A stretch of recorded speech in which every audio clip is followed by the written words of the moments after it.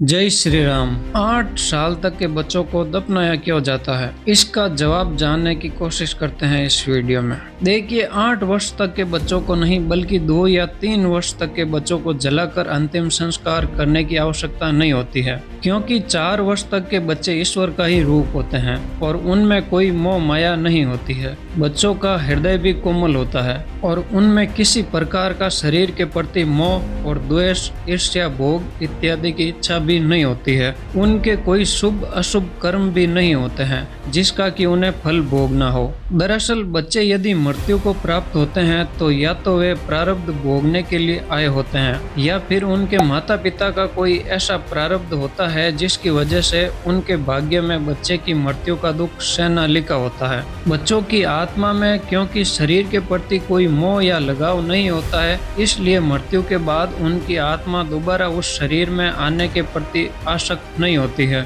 और न ही उसे किसी प्रकार का कोई दुख होता है और तुरंत ही आत्मा अगले मार्ग की ओर निकल पड़ती है। जबकि बड़े मनुष्यों में ऐसा नहीं होता है। उनकी इच्छाएं और अशुभ कर्म आत्मा को प्रेत योनि की ओर ले जाते हैं और ऐसी आत्माएं शरीर जाने के पश्चात विलाप करती है और भटकती है। इसलिए उनकी आत्मा की शांति के लिए सब संस्कार किए जाते हैं और शरीर को जल्दी से जल्दी जला दिया जाता है ताकि आत्मा के अंदर शरीर का मोह ही न रहे। ठीक ऐसा ही संतों के साथ भी होता है। उनकी मृत्यु के बाद भी उनको उनकी समाधि बनाई जाती है, शरीर को जलाया नहीं जाता, क्योंकि उन्होंने ईश्वर की भक्ति करके अपनी सभी इच्छाओं और मोह को जीवित रहते ही समाप्त कर लिया होता है। आशा करता हूँ आपको जानकारी अच्छी लगी होंगी। जय श्री राम।